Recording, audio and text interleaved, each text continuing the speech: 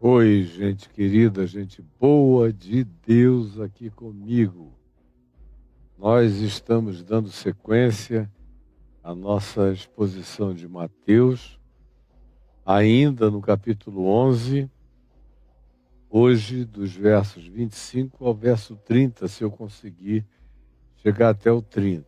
Senão eu paro aonde eu achar que é relevante e a gente continua no dia de amanhã.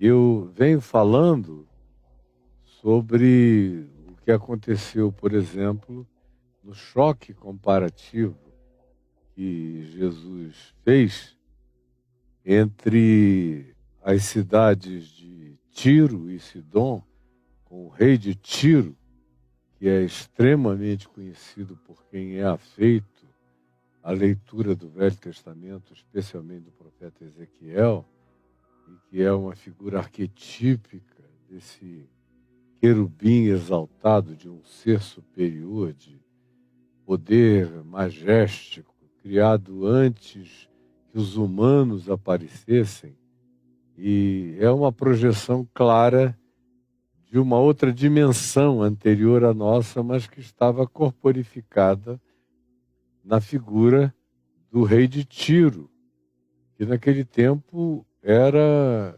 uma cidade esplendorosa, riquíssima, no coração do mar Mediterrâneo, na costa do Líbano, com um porto extraordinário, riquíssima em comércio, e que tinha um rei que se enchia de todas as manifestações de gáudio, de poder, de glamour, de soberania. Era um ser de natureza completamente narcisística, tipo Nabucodonosor e vários outros da mesma linha. Quase todas as grandes lideranças de dominação imperial na história humana foram seres de um narcisismo brutal. Ninguém que, não sendo narcisista, quer ser imperador de coisa alguma. Quando você vir alguém querendo uma dominação grande e impor domínio, pode ter certeza que você está lidando com um ser que sofre da síndrome de Lúcifer, ou seja, de um narcisismo superlativo, extraordinariamente indescritível, de tão megalômano que é. E Jesus comparou o rei de Tiro com Corazim e Betsaida, dizendo: se o rei de Tiro tivesse visto e ouvido o que vocês viram e ouviram, se a cidade de Tiro e de Sidom tivessem tido as mesmas oportunidades que vocês tiveram, eles teriam permanecido até o dia de hoje, estariam aqui. Aí depois ele se volta para Cafarnaum, que era a cidade onde ele mesmo morava, lembrando que Corazim e Betsaida eram cidades de alguns dos seus apóstolos, como a gente viu no capítulo 11, no verso 1, que Jesus, depois de dar aquelas instruções, foi com eles para as cidades e os levou para as cidades deles mesmos, as cidades aonde eles tinham crescido. Já falei bastante sobre isso e o significado disso tudo. E como o Evangelho tem que começar nesse lugar do nosso berço relacional, humano, cultural e de todas as sortes de vínculos. Se ele não começa daí, a menos que a gente esteja já num lugar muito distante, mas se tem chance de começar de onde a vida da gente iniciou, é para ali que a gente tem que voltar. Foi o que Jesus falou ao Gerazeno, ou Gadareno: volta para tua casa. E para vários ele diz: vai para tua casa. A casa tem um lugar preponderante no início de qualquer coisa relacionada ao Evangelho.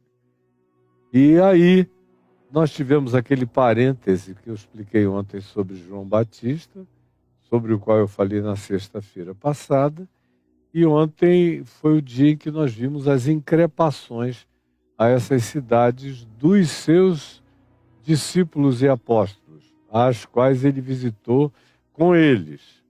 E chegamos a essa conclusão, quando ele diz de Cafarnaum: olha, se Sodoma tivesse visto e ouvido o que você viu e ouviu, Sodoma teria permanecido até o dia de hoje. Significando dizer que não existe nada mais grave na vida do que não manifestar hospitalidade à boa nova. Esse é o pecado de Corazim, de Betsaida, de Cafarnaum, como foi o pecado de Sodoma. O pessoal fica sempre pensando em sodomia, daí é que veio o nome sodomia, vinculado a relações anais e expandido para alguns outros tipos de Kama Sutra, especialmente no meio religioso católico, ocidental e evangélico, protestante, pentecostal. É um reducionismo desse tamanho. Enquanto isso, o profeta que avalia o pecado de Sodoma diz que o pecado de Sodoma foi a falta de acolhimento, de hospitalidade, não terem sido capazes de hospedar a anjos. Não foram capazes de hospedar o estranho. Antes quiseram usar, abusar, se servir de todos os modos possíveis do corpo estranho que chegava ali na casa de Ló. Então, ao invés da ênfase no próprio Velho Testamento recair sobre o pecado sexual de Sodoma e Gomorra, porque pecado sexual daquele tipo todas as cidades da região praticavam. Todas. Não era uma peculiaridade de Sodoma e Gomorra. Todas elas eram iguais nos hábitos e culturas que nutriam. Agora, o que caracterizou, de acordo com a interpretação divina feita pelo profeta no Velho Testamento, o pecado de Sodoma foi a falta de hospitalidade. Não foram hospitaleiros nem com anjos, não acolhiam ninguém. E é a mesma ênfase de Jesus em relação a Corazim, Betsaida e Cafarnaum. Vocês não acolheram o dia da visitação. Não acolheram a chance. Não acolheram a mensagem, a palavra, os sinais. A graça manifesta de maneira concreta, sarando, curando, libertando, quebrando grilhões, abrindo olhos, desimpedindo bloqueios de naturezas diversas, sensoriais e cognitivas, levando muitos de vocês à vida mais natural e normal que vocês poderiam ter tido, e vocês naturalizaram a graça de Deus. E vocês não acolheram, vocês não hospedaram a mensagem, muito menos o mensageiro ou os mensageiros. E é por isso que a comparação tem a sua pertinência, especialmente no que se vincula a Sodoma e Gomorra em relação a Cafarnaum, que foi o lugar onde Jesus morou. Em Sodoma e Gomorra quem morava era Ló. Em Cafarnaum era Pedro, e depois Jesus foi morar lá também. Em Sodoma e Gomorra foram anjos que visitaram e foram rejeitados. Aqui em Cafarnaum, Betsaida e Corazim, é o próprio Cristo de Deus que os visita. E eles não o rejeitam no sentido de o expulsarem. Não se tem essa narrativa de Jesus sendo enxotado, expulso de Corazim, Betsaida, Cafarnaum, Júlias e cidades daquelas que estavam ali em volta. Eles não foram capazes de ser hospitaleiros com a mensagem. É por isso que Jesus dá uma ênfase nessa sequência toda em: quem vos receber, recebe a mim. Quem recebe a mim, recebe ao meu Pai. Tudo isso tem a ver com hospitalidade, tudo faz sentido. Quando você não lê com a mente catequizada, mas lê com inteligência, sabedoria, pedindo luz para compreender os contextos antecedentes, imediatos, o espírito do que está sendo dito, tudo fica tão explicitamente óbvio. Depois que eu expliquei aqui, você nunca mais vai conseguir ler do mesmo jeito. E vai dizer, ai meu Deus, como era simples. Era simples até o dia de hoje, quando esse véu foi tirado para você enxergar. Do contrário, o tapume da interpretação religiosa não ia deixar você enxergar jamais o óbvio que eu estou ensinando a você aqui.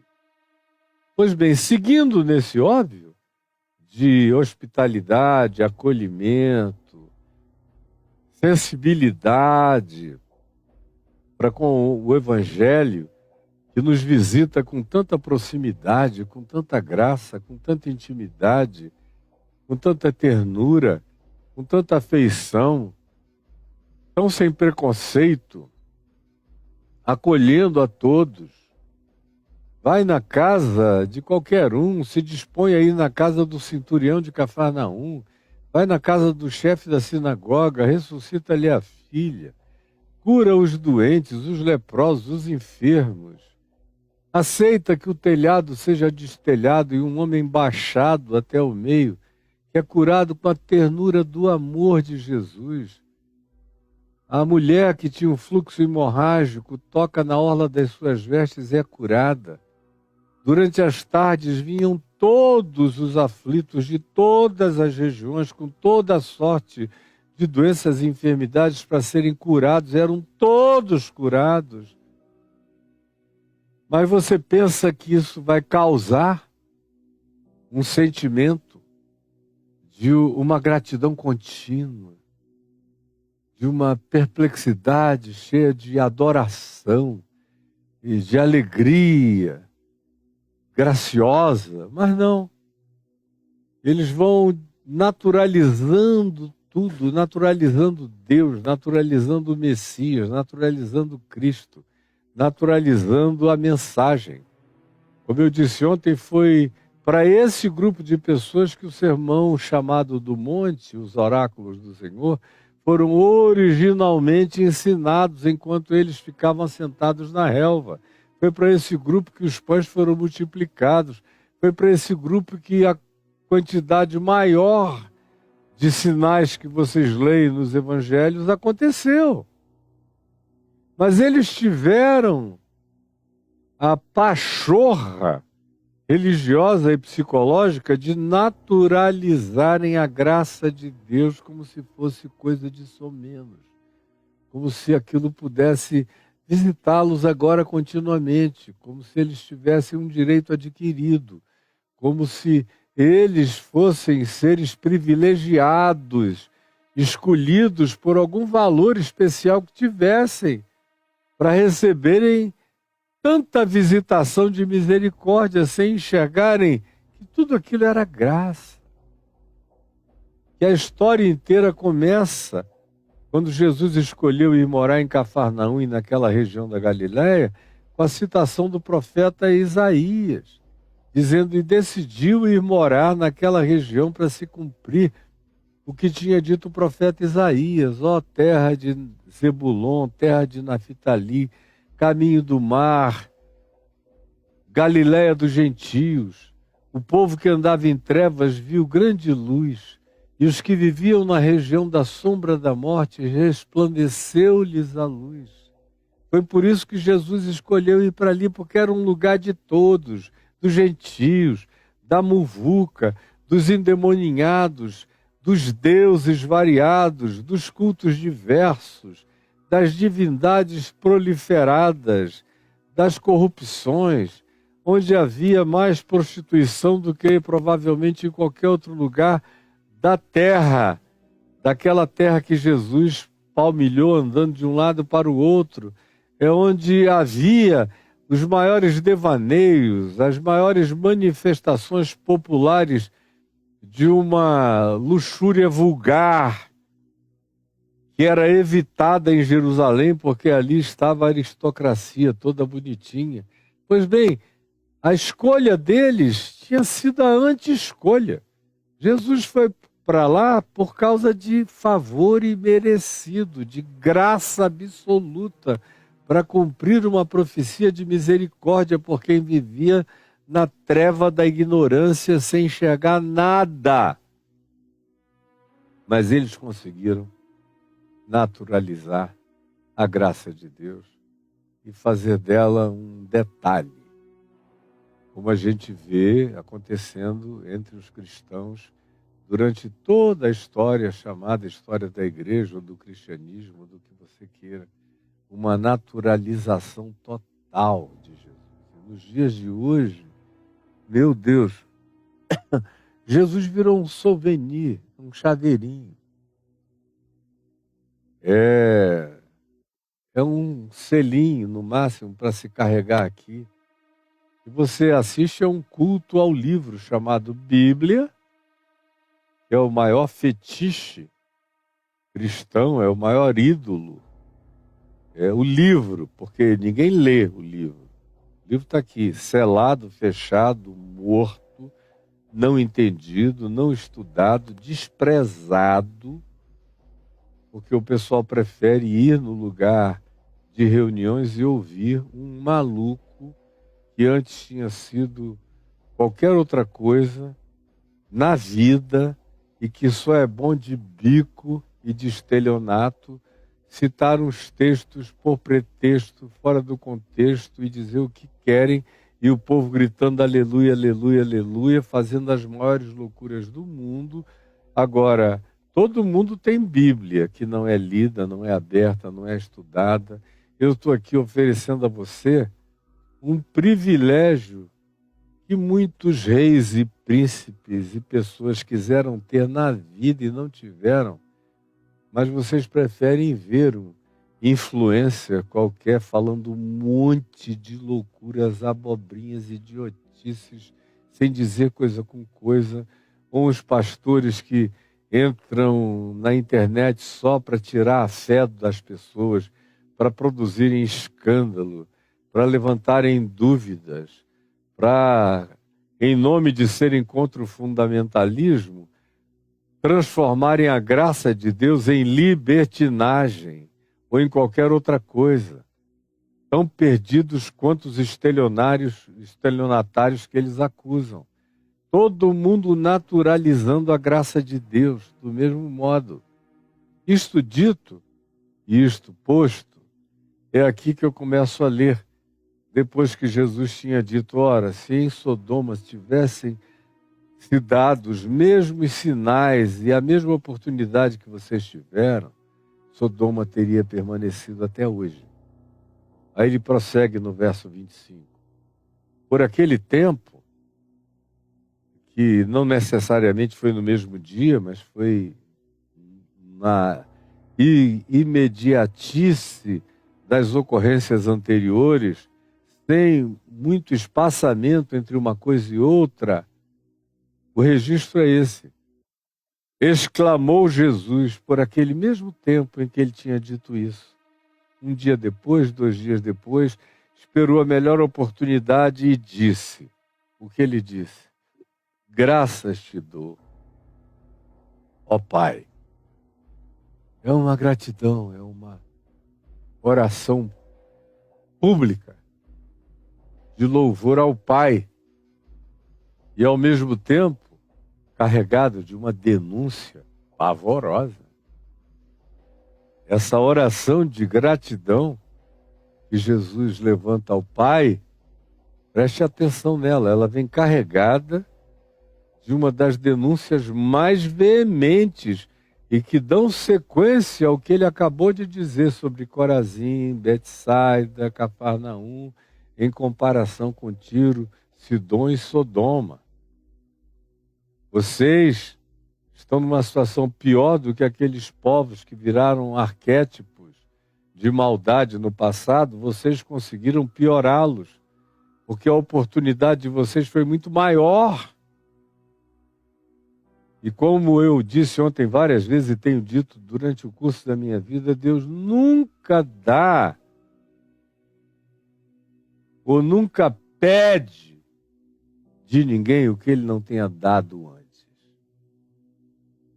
Se ele pedir, é porque ele te deu. Ele te mostrou, ele te revelou, ele te deixou ver, ele te fez entender. E agora ele te pede uma resposta de compreensão, para você virar gente, e não apenas uma máquina solar de última qualidade. Agora, a quem ele não deu nada, ele não pede nada. Ou a quem ele deu muito pouco, tem alguns para quem ele deu um cálice cheio, transbordante. A esses e desses ele pedirá o conteúdo que cabe no cálice transbordante. Agora a outros ele deu um fragmento de pedrinha. Ele vai pedir o fragmento de pedrinha. E a outros a quem ele não deu absolutamente nada. O cara nasceu, viveu e morreu sem nenhuma informação relevante vinculada ao que superabundou em Betsaida, em Corazim, em Cafarnaum e em todos os lugares por onde Jesus passou. Informação essa, mensagem essa, miraculosidade essa que eles naturalizaram e se tornaram cínicos e inóspitos para com a graça de Deus, que neles não conseguiu fazer morada. Aí ele diz, nessa oração de gratidão que carrega um vaticínio tenebroso, e quem tem ouvidos para ouvir, ouça. Ele disse, graças te dou, ó Pai, Senhor do universo, Senhor do céu, Senhor da terra, Senhor das dimensões, Senhor de toda a criação, porque tu ocultaste estas coisas aos sábios e entendidos, aos que acham que sabem, que tiveram informação, que entenderam, que viram, que tiveram privilégios e oportunidades que a outros não foi dado. Mas eu te dou graças, porque esses que pensam que viram, esses que pensam que sabem, ficaram sob o véu do ocultamento, o que lhes foi óbvio. Mas o coração deles fechou. O fechamento do coração deles significou o ocultamento sob o qual tu os colocaste em relação à revelação que tu lhes deste. E eles naturalizaram. Não é Deus que chega lá e diz, não, eu vou fazer você ficar com o coração aqui incapaz de entender tudo que eu estou falando. Não é assim. Eu sei que está cheio de teólogo presbiteriano fatalista, de outro tipo, que pensa que as coisinhas são assim.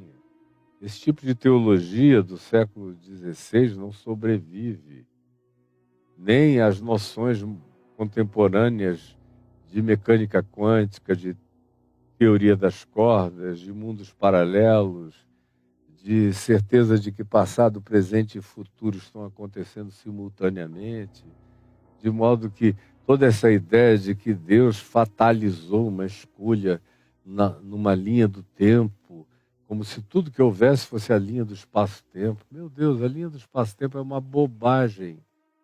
É uma bobagem num carretel de costureiro em relação às múltiplas dimensões paralelas, onde passado, presente e futuro estão acontecendo em estado de simultaneidade. De modo que é uma total falta de linguagem usar a palavra predestinação, presciência. São as palavras possíveis para um homem do primeiro século. Mas não são as palavras possíveis para um homem como eu, do século XXI, com um monte de noções de espaço, tempo, de atemporalidade, de significados de eternidade, de concomitância entre passado, presente e futuro, em dimensionalidades variadas e paralelas, que Paulo, por exemplo, já entendia, mas a compreensão do significado de que não foi Deus, antes de tudo, dizendo, é o Caio, viu, que eu estou escolhendo, bota o resto para fora. Não. Eu tive a chance. E o meu coração, animado pela graça de Deus, na chance que me foi oferecida, sem que eu tivesse feito nenhuma leitura da graça de Deus e nem visto aquela chance como um oferecimento da graça, mas eu enxerguei como uma chance de vida, de sobrevivência, de alternativa, e quis. Quando eu quis, quanto mais eu quero, quanto mais eu queira, mais meus olhos se abrem. Quanto menos eu queira, quanto mais eu rejeite, quanto mais eu me feche, mais oculto de mim isso se torna. É o princípio que eu disse que Jesus ensinou, e ele mesmo, com a sua boca, repetiu várias vezes. Aquele a quem muito se dá, muito se pede. A quem pouco se dá, pouco se pede. A quem nada se dá, nada se pede. É assim que funciona. Agora, se eles tinham tido tanta chance, como Betsaida, Corazim, Cafarnaum tinham tido, e não foram hospitaleiros com a graça recebida, o que veio sobre eles foi um ocultamento, foi o fechamento das sensorialidades espirituais. É o que Paulo também diz em 2 Coríntios, no capítulo 3, quando ele diz que tem um véu colocado na cara cognitiva dos judeus até o dia de hoje. Nos dias dele, antes dele, em toda a história de Israel, é a história do véu.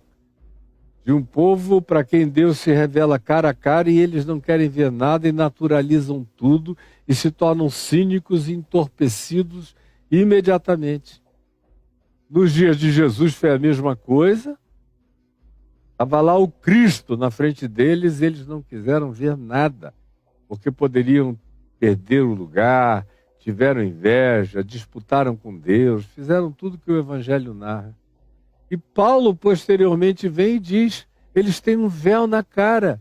É o mesmo véu de Moisés no deserto, que Moisés colocou quando ele voltou radioativo lá do Monte Sinai, e que as pessoas não aguentavam ver o brilho da radioatividade no rosto dele. Ele teve um encontro radioativo lá em cima. E desceu e botou um véu. Se aquele brilho fosse da santidade de Deus, jamais desvaneceria. Mas Paulo diz com toda veemência, e não somos como Moisés, que manteve o véu depois de um tempo, para que o povo de Israel não visse a desvanecência da sua glória, porque aquela glória daquela lei era temporária, não era permanente, não era definitiva, era desvanecente. Leia lá 1 Coríntios 3, pelo amor de Deus, e entenda. E se não entender, é porque o mesmo véu que Paulo diz em 1 Coríntios, já no capítulo 4, está posto. Assim como na cara dos judeus, na cognitividade dos judeus, está posta na sua. E você não entende nada. Eu falo, entra por aqui, sai por ali. Você não compreende porque você não quer se abrir para entender essa palavra por causa das implicações da necessidade de conversão profunda. É por isso que Jesus diz, graças te dou, ó Pai, Senhor do céu e da terra, porque ocultaste. O Evangelho chegou, passou na cara deles, bateu na cara deles, se lambuzou e lambuzou-os com graça, mas eles fecharam o coração. Todas essas coisas lhes foram postas. E eles, na arrogância deles, se acharam sábios, entendidos, que entendiam tudo. A gente logo, quando fala em sábios e entendidos, fica pensando em filósofos gregos. Não. Jesus está falando do ponto de vista imediato, para quem estava ali assistindo a ele. Os sábios e entendidos ali eram os mesmos que tinham visto Jesus fazer tudo e tinham fechado o coração. Eram os que diziam, a gente já viu, não, a gente estava lá, a gente presenciou, não, foi isso mesmo. Mas e daí? Qual a sequência disso em você? Além de você saber a informação, o que essa informação produziu de formação transformadora e regeneradora na sua mente e na sua consciência? É a pergunta de sempre. Sim, tu ocultaste estas coisas aos que carregam a presunção de saber e entender, e as revelaste, tiraste o véu. Lembram daqueles 10 leprosos curados? E somente um voltou para agradecer? Aqui mesmo em Cafarnaum, só um voltou, e era um samaritano que voltou. E Jesus perguntou: onde estão os outros 9? Os outros 9 receberam benefício e seguiram, e quanto menos tiveram gratidão, mais naturalizaram o milagre e mais empedernidos se tornaram. Só um voltou. Quando você vê aquela multidão de curas e milagres para todo lado, a pergunta é: e o que foi feito desse pessoal? A maioria dessas pessoas não seguiu o caminho do Gerazeno, do Gerazeno, do Gadareno, do louco da montanha, como eu o chamei na nossa sequência aqui, que voltou para casa e depois de voltar para casa foi pregando em todas as 10 cidades greco-romanas a graça de Deus e o ensino de Jesus em favor de todos eles, todos eles. Então, graças eu te dou, porque tu revelaste isso a quem manteve o coração pequenino, quebrantado, a quem guardou isso como tesouro dos tesouros na alma, e não naturalizou a tua bondade nem a tua misericórdia, sim, ó Pai, porque assim foi do teu agrado, e assim é do agrado do Pai, que assim seja sempre. A habitação de Deus acontece apenas com aqueles que comem e bebem e se alimentam de gratidão contínua. São esses aqueles para os quais a revelação nunca se embota. Esses que mantêm o coração em estado de gratidão contínua são aqueles para os quais a revelação jamais se embota. No coração desses, ela só cresce cada vez mais. E Jesus prossegue dizendo: tudo me foi entregue por meu Pai. Tudo. Ninguém conhece o Filho senão o Pai. Eu acho interessante que ele usa aqui essa expressão de natureza profundamente subjetiva, não palpável, sem a concreção. Jesus não chama Deus de Iavé, não chama a Deus de Adonai, ele sempre chama de Abba, de pai, de paizinho. Ele traz Deus para uma relação de intimidade que só acontece com pequeninos. É o pequenino que chama de paizinho. Por isso eu sou um pai tão bem-aventurado, porque todos os meus filhos me chamam de paizinho. Paizinho, paizinho. Me chamam de Abba. Em português, paizinho. Tem aqueles filhos que falam ainda muito inglês comigo, eles me chamam daddy, que significa paizinho, Abba.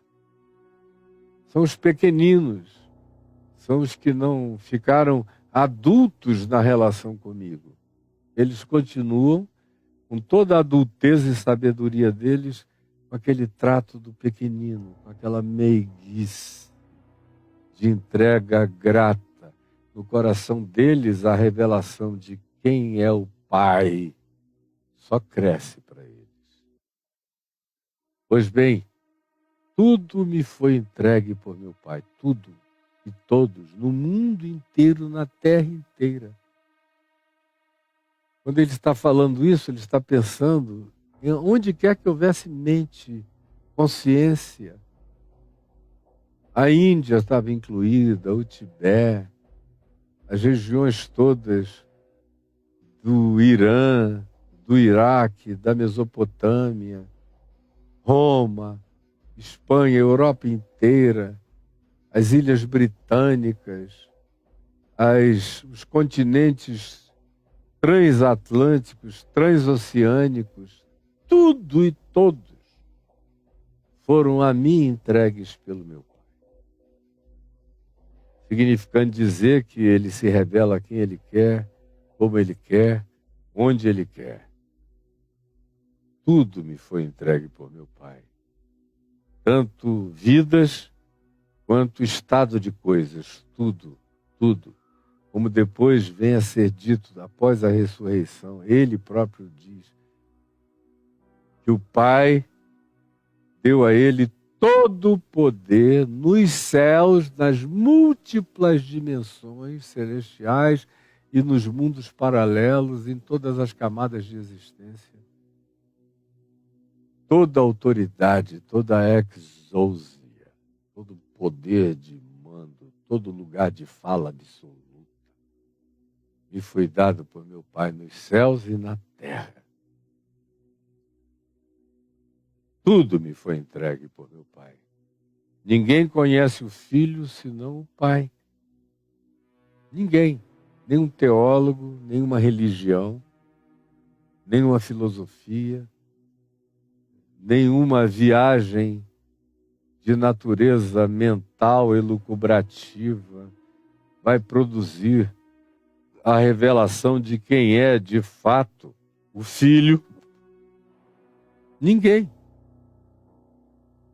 Isso está oculto, a menos que haja uma revelação. Só que essa revelação não está presa ao humor de Pedro, Tiago, João, apóstolos, Paulo, nem ninguém. Não está presa ao humor de nenhuma congregação que se sinta a representação autorizada de Deus na terra, como a igreja preconiza que ela seja. Não. O que Jesus está dizendo aqui acontecia nos dias dele, acontecia sempre, aconteceu desde o início dos tempos. E aconteceria em todos os tempos. É assim que as coisas são, com igreja, sem igreja, antes de igreja, pós-igreja, apesar de igreja, tanto faz. É Deus que se revela. Não sou eu que faço revelação de Deus. Eu, às vezes, estrago a informação se eu não tomar cuidado. Por isso eu me atenho exclusivamente ao que Jesus fez e ensinou para não passar dos limites. Não ir além, não ficar aquém. Ninguém conhece o Filho senão o Pai. Ninguém. Ninguém sabe quem é esse Cristo. Ninguém sabe as dimensões dele. Nenhuma teologia, as suas elaborações patéticas. Quanto mais eu vejo meus colegas pastores ou teólogos falarem de algum tomo de um livro que é imperdível, tem-se que lê-lo, e eu adquiro há anos e anos e anos, e leio, quando acaba eu digo, meu Deus, foi para isso, cara? Você chegou agora a arranhar o óbvio que está posto, esfregado na cara da gente há tanto tempo, mas o bloqueio dogmático, teológico, religioso, escatológico, eclesiológico, de todas as outras formas, conforme eu disse ontem e anteontem, tem um poder extraordinário de bloquear a percepção do óbvio da revelação de Jesus para nós. E aí fica mais difícil ainda. Ninguém conhece o Filho senão o Pai. E ninguém conhece o Pai senão o Filho. Quem é que tem a ousadia de dizer que conhece o Pai? Senão o Filho. Isso acontece em páramos, em dimensões que estão muito para além do alcance da finitude da minha mente, ou até da minha capacidade intuitiva, ou de qualquer que seja o recurso humano, por mais desenvolvido que eu tenho. Isso transcende a tudo e todos, transcende a anjos, transcende a seres de outras camadas civilizatórias, de outras dimensões, de outras corporificações energéticas, de outras naturezas, transcende. Só Deus sabe de Deus, é o que Jesus está dizendo aqui.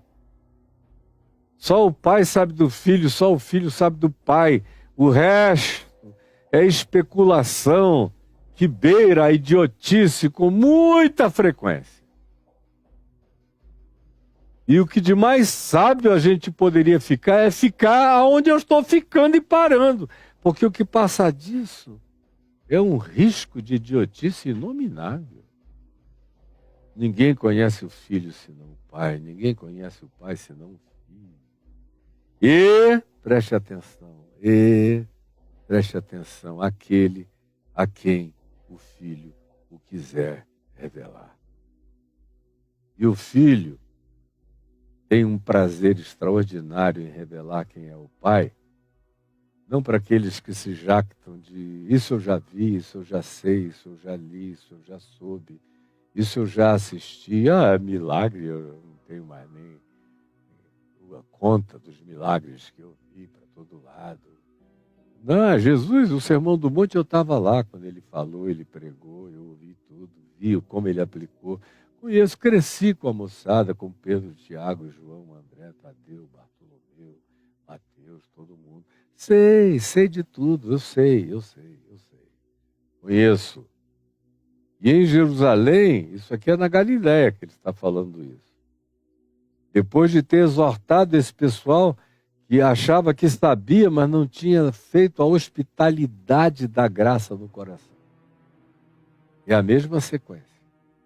Em Jerusalém, a arrogância era infinitamente superior ainda. Era mais fácil encontrar filósofos com o coração aberto para pensar, discutir, tentar entender e perceber na Grécia do que em Jerusalém, onde a arrogância da religião mantinha o véu, como Paulo diz em 1 Coríntios 3 e 4, impedindo a cognitividade espiritual deles. Só conhece o pai, só conhece o filho, aquele a quem o filho quiser revelar. Revelar o pai, revelar a si mesmo.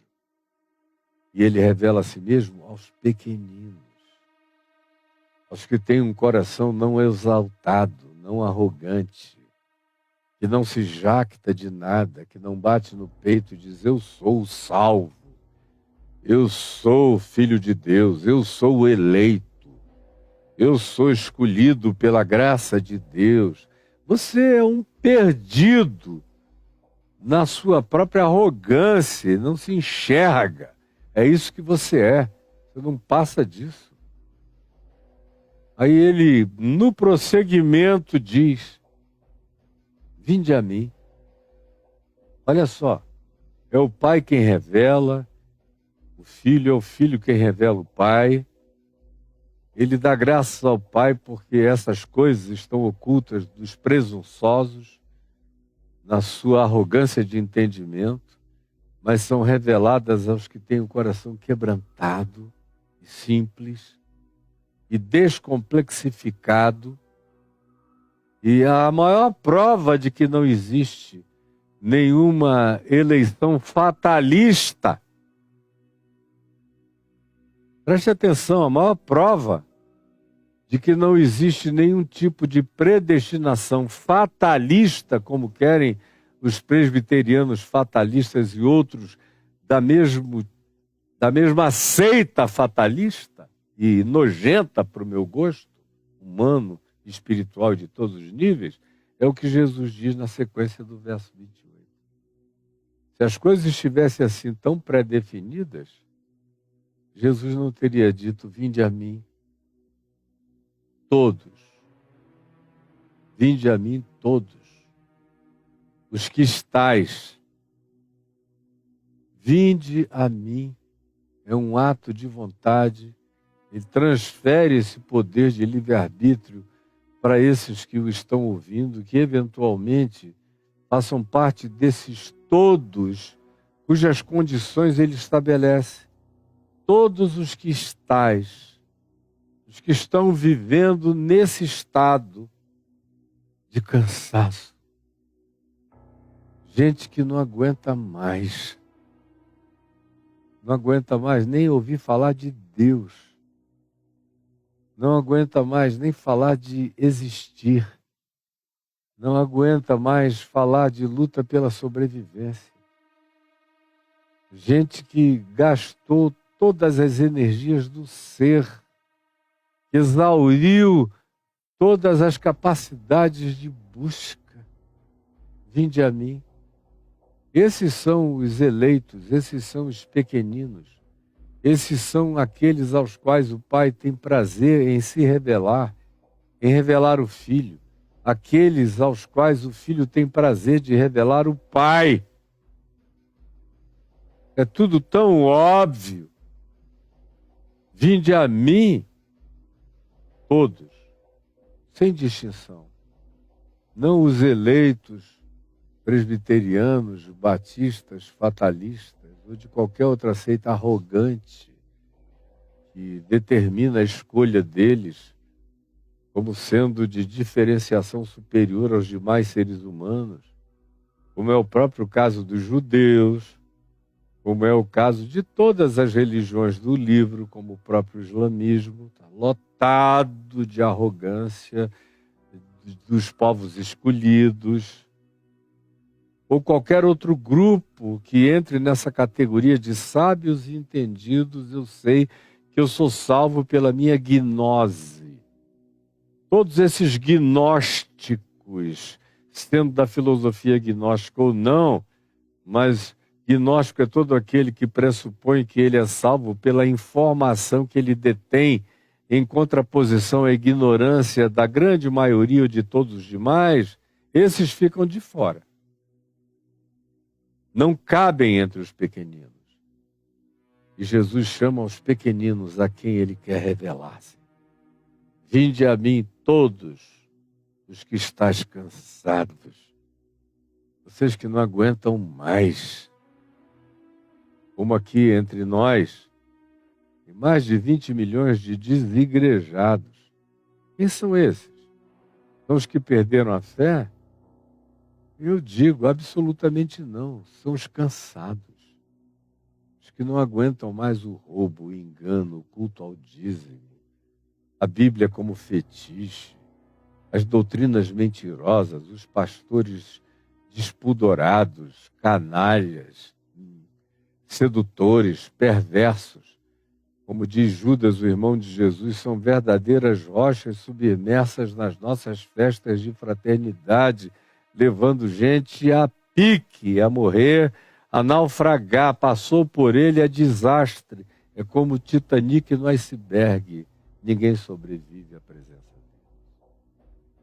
Cansado, sobrecarregados de tanta lei, de tanto peso, de tanta obrigação, intermináveis, como diz Deus através do profeta Isaías, porque esse é um povo que vive de preceito e mais preceito, de mandamento e mais mandamento, de leis e mais leis, de determinações que eles mesmos vão inventando, construindo, ou tirando da lei de Deus e aumentando aquilo mais ainda de uma lei que já ficou obsoleta, de acordo com o que ela própria disse acerca de si mesma, que ela era temporária, como Moisés disse, vai chegar um outro que vai ensinar todas as coisas. Esse outro chegou e está falando aqui, vinde a mim, todos os que estáis cansados,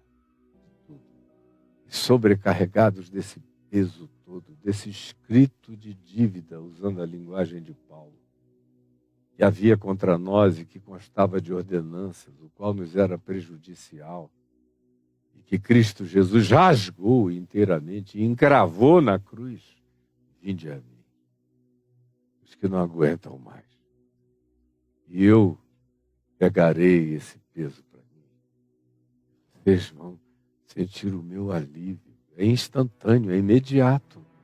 Como tem gente hoje, aqui e agora, recebendo esse privilégio nesse instante. Bem-aventurados os que chegaram e bem-aventurados os que virão e experimentarão e saberão que eu não estou inventando, que não é palavra de condicionamento psicológico, não é hipnose, não é sugestão, não é nada. É meramente pela palavra da verdade que isso está acontecendo. E eu vos aliviarei. Tomai sobre vós o meu jugo, meu mandamento, que é amor, alegria, paz, bondade, longanimidade, fidelidade, paciência, mansidão, domínio próprio, coisas contra as quais nenhuma lei de Moisés tem nenhuma prerrogativa contrária. Venham a mim não para obedecer mandamentos de tábuas de pedra, mas para permitirem a obediência natural que o amor produz no coração de todo aquele que ama. Quando você se encontra em amor com alguém, não é preciso fazer um atestado estabelecendo os termos da relação de vocês. O amor sabe. O amor sabe que a alegria será necessária para manter esse vínculo. O amor sabe que a gratidão é essencial. O amor sabe que a fidelidade não pode ser relativizada. A lealdade tampouco. O amor sabe que tem-se que ter longanimidade, paciência. O amor sabe que isso demanda autocontrole, domínio próprio, vigilância sobre as próprias palavras, o que a gente diz pode machucar, ofender, ferir horrivelmente os outros, a gente não fala mais assim. O amor sabe o caminho de Deus espontâneo e naturalmente. Esse é o jugo de Jesus. E ele diz, tomai sobre vós o meu jugo. Venham e tomem sobre vós o meu jugo e aprendei de mim. Aprendam o Evangelho, aprendam as minhas bem-aventuranças, a se tornarem os meus macários. Como está lá no capítulo 5, volte aqui no YouTube para o capítulo 5, faça 2 semanas de macários, de bem-aventuranças. É essa alegria que ele pede que eu carregue no meu coração. Aprendei de mim significa isso. Aprenda do meu modo de viver, de gestuar. Aprenda que eu sou a chave interpretativa, que eu sou a chave hermenêutica da vida, que em mim habitam todos os tesouros da ciência, do conhecimento e da sabedoria. Aprendam comigo a ser, a viver. Aprendei de mim, não é de Moisés, nem de ninguém mais, é de mim. Porque eu sou manso. Vocês vão aprender a lidar com a minha mansidão, com o meu acolhimento, com a minha brandura, com a minha humildade, com a minha capacidade empática de olhar e entender o drama, a angústia, a limitação, a relatividade de cada um de vocês, do coração de vocês. O meu coração entende o de vocês, como diz o escritor de Hebreus, quando afirma, nos convinha ter um sumo sacerdote como esse, Jesus, que é sumo sacerdote não segundo a ordem levítica de Moisés, que caiu em obsolescência definitivamente, mas é sacerdote segundo uma ordem superior de Melquisedeque. E aonde se muda o sacerdócio, se muda a lei, agora é outra lei, a lei do amor e da vida. Aprendei de mim e achareis descanso para as vossas almas. É comigo que vocês vão aprender, é a minha intercessão que vocês vão ter. Se vocês quiserem ser meus, e aí vocês vão encontrar descanso. Como diz o escritor de Hebreus, a promessa de descanso, quem trouxe não foi Josué na terra de Canaã, onde o pau cantou e só sangue se derramou. Nem foi Davi que trouxe, nem foi Salomão, não foi nenhum rei, não foi ninguém. E o descanso que ele oferece não é, em momento algum, pelo contexto de tudo que vocês já aprenderam aqui com ele através de mim, a ausência de dificuldade, de tribulação, de perseguição, não é ausência de incompreensões, ao contrário.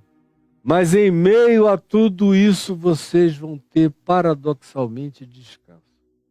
Ou seja, vocês vão ser habitados por essa paz que excede a toda a lógica, circunstância ou entendimento. Vocês vão encontrar descanso para as vossas almas. Para as vossas almas. Eu estou aqui cheio de desafios. Dia de ontem, dia de hoje, a semana inteira eu tenho muitos desafios. Mas olha, eu queria que você conseguisse ver meu coração. Como ele está cheio de descanso e não é agora.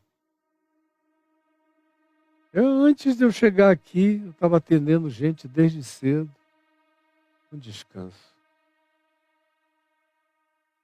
O Caio está ali, cortando para lá e para cá, ó, cortou para cá, corta para lá. Ele já falou comigo várias vezes hoje, ele não me viu agitado, nervoso, zangado, gritando. Ele sabe que eu estou num estado de descanso. Descanso. Minha alma está descansada naquele que é o meu provedor. Por quê? Porque eu vivo todo dia a realidade desse jugo suave. Vivo sem ameaça, sem medo. Vivo acolhido. Vivo no refúgio. Habito o recôndito mais interior do amor de Deus. Habito a fortaleza sublime. Ele é que afofa o meu leito, Ele é que me cobre, Ele é que me dá paz, Ele é que me nina o sono, Ele é que me faz viver com essa alegria de poder atravessar a vida sem raiva, sem ódio, sem rancor, sem hostilidade, sem medo, sem culpa, buscando fazer o meu melhor sem neurose, sem paranoia, com a naturalidade do amor, porque eu aprendi com ele que seu amar, tudo flui suave e naturalmente. Esse é o jugo suave, esse é o fardo leve. Compare isso com a sua vida desgraçada, miserável, atormentada, neurótica, paranoica, endividada para com Deus, em dízimos, em oferta, em frequência a templos, a cultos, em necessidade de obediência a pastores que dizem coisas loucas que você não entende, não entenderá jamais, porque ninguém que some um com mais um vai concluir com aquela conclusão que ele demanda de você, é translocada mesmo. Mas quando você chega nesse ponto aqui, aí você entra no descanso. Como diz o escritor de Hebreus, não foi Josué, não foi Moisés, não foi Abraão, não foi Davi, não foi ninguém que trouxe descanso. Nem o sangue de bodes e de touros, nem os milhares de sacrifícios no templo, nada disso trouxe descanso. O descanso vem de um só. E é definitivo. E eu estou descansado nele. Estou aqui convidando você para provar e experimentar esse descanso no seu coração. Embora a maioria de vocês já tenha naturalizado essa palavra e não a tome para si, por isso ficam sempre na categoria dos sábios e entendidos, com a arrogância de dizer isso eu já sei, eu não tenho nada novo para me pregar, não. Não, eu tenho aquilo que é eternamente renovador para trazer outra vez, e outra vez, até que entre no seu coração de uma vez por